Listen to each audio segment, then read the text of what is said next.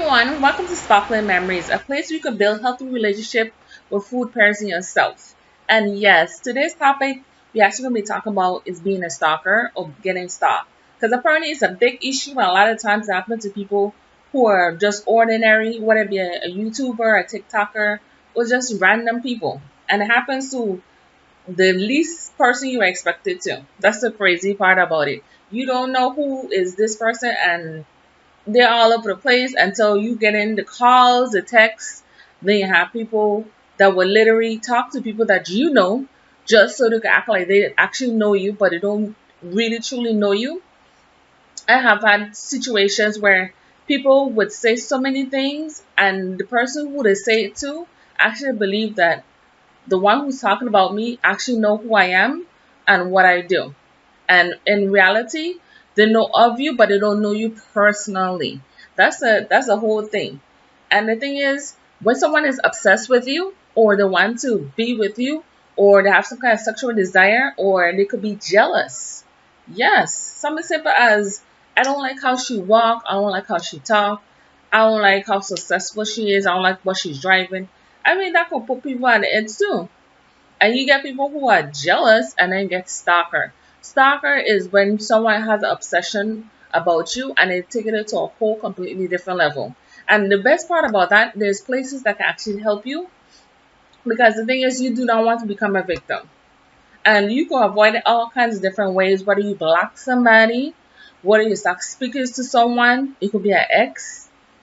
I've had situations whereas I live somewhere and I had a neighbor that was into me and I did not know that.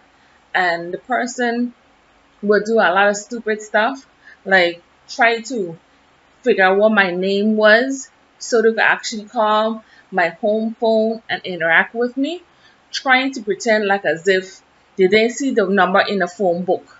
We all know if you have a phone book and your number is listed and your home number is listed, you can actually find it, especially if things like you see the person address, you can and know the person's name, then you can look it up. It's not as hard as it might seem. I mean, for some people it might be harder, but for me it started when I went to AT&T in Crombie. I've been to the other AT&Ts, the one in the mall, to Dupac Mall, the one in Kmart in town, but only happened ever since I went to the AT&T in Crombie because at the time it was closer because I was shopping in Pueblo, Sobeys. So I said, okay, let me go ahead to the AT&T.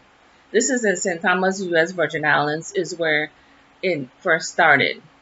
And the thing is, I went in there to see what was going on with my phone because my phone was acting kind of funny. And I was like, okay, so what can y'all do for me? So I had to give the person my phone number, my name, and all that kind of stuff. And then I didn't see anything wrong with it because, when you work in a workplace and people try to help you, then you just want to get in and out and then move forward. But then the calls started coming in. They would call and ask for me in particular. They would start breathing on the phone. Then it got into a point when I blocked that number, then they call from other phone numbers. And then they won't say anything. Sometimes they will ask for me, and sometimes they won't say anything. So when they realized that was not working, they got into the point where they use other numbers and then still call. So being the person I am, I decided to change the phone number. I changed the number like 4 times. It did not work. And I said, okay, well, let me try a different service. No, a different phone company, maybe that will help. It did not help because the other phone company, the service was whack and I didn't get the kind of coverage I was looking for in terms of the minutes and how much it would cost for the actual monthly bill. So I was like, no, I'm going back to AT&T because I don't want to talk about other phone companies, but they're not exactly the greatest, depending on where you're at. So I went as far as complaining, telling the manager inside of AT&T about it. Nothing was done. I even went as far as going to this hotline and try and get blocked completely so the person wouldn't be able to interact with me in case they was a salesperson. It did not work. Okay? As long as I have this service, it looks like the person can contact me. And every time they do call and they use a different number, I block it because they look like they call several times a day. And they've been doing it for a while now. So I'm like, well, shoot. I guess some people you can't quite get away from. You just have to ignore them and keep it moving. No, a lot of the times when it comes to that kind of situation, it becomes very awkward because you don't know the person and you probably never go find out who they are unless they become real obsessed and they come to glimpse of you and you see them staring at you, or you do something as far as talking to someone you know, or you just happen to come across this person that has a serious wanting to get to know you type of stuff. My thing is, if you don't want to be a victim, there's certain things you can do. One of the things you want to do to avoid these kind of woo-woo people is to make sure that when you see somebody, don't automatically think they're a stalker. If they do something crazy, then walk away. Okay? I've had people shout at me in the mall, and I'm like, who the hell are they talking to? You know?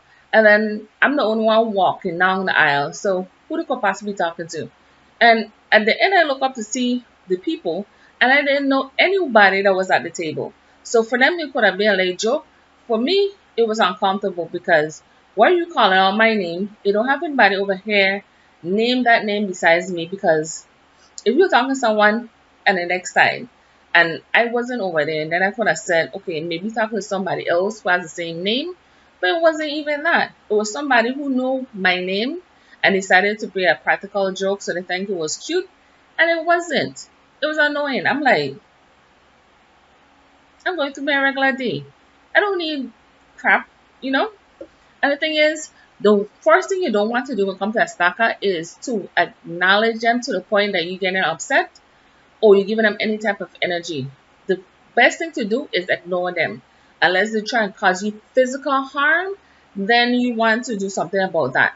You could go tell the police, file a report, or you can talk to other people around you, letting them know what's going on, and get this to a point where as you feel comfortable enough that you don't have to worry about it. Because the whole thing about it is to not worry about it. Now, if you go on Google, there's a National Center for the Victims of Crime, and there's a section there that's called Stalking Resource Center. There are a bunch of tips, there are a bunch of advice, there are different notes as far as what you can do when it comes to a stalker and how to go about dealing with it, and how to know if you do have one and how to deal with it. It's very out there because I didn't even know it was so much until I actually did some research on it. I really thought it would be like, well, the person will eventually get tired and it will stop. No, apparently not. And the thing is, if you do succeed and do so, you can move on and not worry about being harassed or showing interest in somebody that you don't like or don't care to know. If you fail, they might continue, but you need to go about your life in a regular sort of way because it's very irritated, especially when you don't know who it is. Like for instance, you remember the movie Bodyguard with Whitney Houston? Or she was like a famous, but she is a famous person, and she was getting stalked. Her character, her singer was getting stalked, like that. Another movie I could think of right off the map is Single White Female, when the lady had need a roommate, and then the roommate all of a sudden started looking like her, dressing like her, and then she performed all her sex on a girl boyfriend. They were doing so much extra stuff. That is some stalker stuff. When people try and look and be you and go beyond that, then yeah. Now, another thing with that is it becomes very complicated. If it's your ex or somebody who you used to interact with, like a friend of yours, and you are no longer speaking, then they could possibly stalk your social media. They could possibly stalk your job, and so many other things that you really don't want to deal with.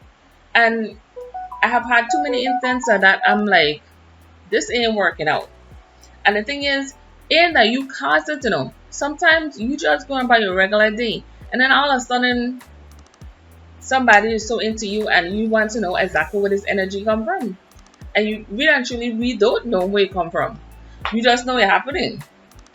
Another for instance, I actually started working someplace, and you know when you work someplace, you put on your late name tag, and then all of a sudden, people who see me in the street or see me outside of the job, all of a sudden calling me by my first name. And it's not like, hi, how you doing? It's a whole conversation trying to have with you. just by having your name tag because you went work with your name tag. So you could get stalkers all kind of different ways. It's just how you go about dealing with it. That's the real thing. Till next time, Miss Missy Durant from Sparkling Memories. Bye bye.